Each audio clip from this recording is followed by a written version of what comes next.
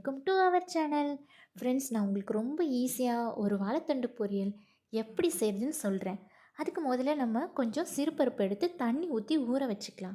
அதுக்கப்புறம் ஒரு நல்ல வாழைத்தண்டை அடித்தண்டாக இருந்தால் ரொம்ப நல்லாயிருக்கும், பார்த்து வாங்கிக்கோங்க, அது டேஸ்ட்டு நல்லாயிருக்கும். இப்போ நம்ம எப்படி செய்கிறதுன்னு பார்க்கலாம் வாங்க. அதுக்கு நான் இப்போ கடாயை வச்சுருக்கேன். கடாய் சூடானதும் எண்ணெய் ஊற்றிக்கோங்க. எண்ணெய் நல்லா சூடானதும் ஒரு சின்ன கரண்டி கடுகு போட்டுக்கலாம்.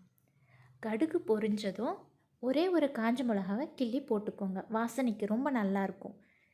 இப்போது காஞ்ச மிளகா நல்லா பொரிஞ்சதும் நான் சின்ன வெங்காயத்தை பொடியாக கட் பண்ணி வச்சுருக்கேன், அந்த வெங்காயத்தை போட்டுக்கலாம். இப்போ வெங்காயம் கொஞ்சம் நல்லா வதங்கணும். வெங்காயம் வதங்கினதும் நம்ம 2 கருவேப்பிலை கிள்ளி போட்டுக்கலாம்.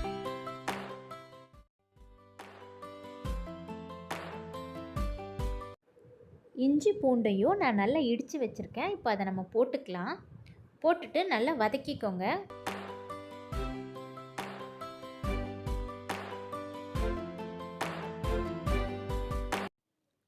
வாழைத்தண்டை நான் 2 ஸ்பூன் தயிர் போட்டு கொஞ்சம் தண்ணி ஊற்றி அதில் ஊற வச்சுருக்கேன். ஏன்னா கலர் மாறிடும் இல்லையா. நம்ம இப்போ பொரியல் பண்ணும்போது அதை க்ளீன் பண்ணி எடுத்து வச்சுட்டு போட்டுக்கலாம். பாருங்கள், க்ளீன் பண்ணி வச்சுருக்கேன். இப்போது நான் பொடியாக கட் பண்ணி வச்சுருக்கல பச்சை மிளகா, அதை சேர்த்துக்கலாம். ஏன்னா பச்சை மிளகா ரொம்ப காரம் அதிகமாக இருக்கும். நான் 2 போட்டிருக்கேன். 1 விதையை எடுத்துகிட்டு கட் பண்ணி போட்டிருக்கேன், குழந்தைங்க சாப்பிடும்போது காரமாக இருக்குன்றதுக்காக. சரி, இப்போ நம்ம வாழைத்தண்டை க்ளீன் பண்ணதை இதெல்லாம் சேர்த்துக்கலாம். நல்லா கலந்துக்கோங்க. ஒரு காஞ்ச மிளகா, 2 பச்சை மிளகாவில் ஒரு பச்சை மிளகா விதையை நீக்கிட்டு நான் கட் பண்ணி போட்டிருக்கேன். ஒரு பச்சை மிளகா விதையோடு போட்டிருக்கேன். காரம் கரெக்டாக இருக்கும். கொஞ்சமாக மஞ்சள் பொடி. இப்போது எல்லாம் கலந்தாச்சு. ஃப்ரெண்ட்ஸ், நான் முதல்ல உங்களுக்கு சிறுபருப்பு தண்ணியில் போட்டு ஊற வைக்க சொல்லியிருந்தேன்ல, அதை க்ளீன் பண்ணி நான் இப்போ ஃபில்ட்ரு பண்ணி எடுத்து வச்சுருக்கேன். இந்த டைமில் நம்ம இந்த சிறுபருப்பை சேர்த்துக்கலாம். சிறுபருப்பு எப்போவுமே நீங்கள் வாழைத்தண்டு கட் பண்ணுறதுக்கு முன்னாடி ஊற வச்சுருங்க, அப்போ பொரியலில் சேர்த்து சாப்பிட்டா நல்லாயிருக்கும்.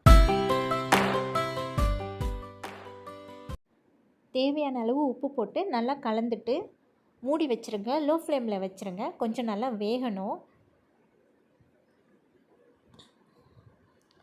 இப்போது ஓப்பன் பண்ணி பார்க்கலாம்.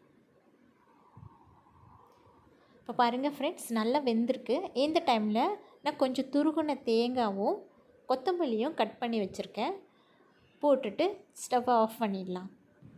வாழைத்தண்டு நல்லா வெந்திருக்கு. இந்த டைமில் துருகின தேங்காயும் கொத்தமல்லியும் போட்டுடலாம். போட்டு இலக்கிட்டு ஸ்டவ் ஆஃப் பண்ணிடலாம். ஃப்ரெண்ட்ஸ், நீங்களும் வீட்டில் செஞ்சு பாருங்கள். எனக்கு கமெண்ட் பண்ணுங்கள், லைக் பண்ணுங்கள், ஷேர் பண்ணுங்கள், சப்ஸ்கிரைப் பண்ணுங்கள். உங்கள் சப்போர்ட் எனக்கு எப்போவும் வேணும். சரி, இப்போ இதை நம்ம யாருக்காச்சும் கொடுத்து டேஸ்ட் எப்படி இருக்குன்னு தெரிஞ்சுக்கலாம் வாங்க. என் ஹஸ்பண்ட் இருக்காங்க, அவங்கக்கிட்ட கொடுத்து தெரிஞ்சுக்கலாம். என்ன சொல்கிறாரு தெரியல, வெயிட் பண்ணலாம். ரொம்ப நேரம் டேஸ்ட் பண்ணுறாரே. அப்பா எப்படியோ நல்லா இருக்குன்னு சொல்லிட்டார்.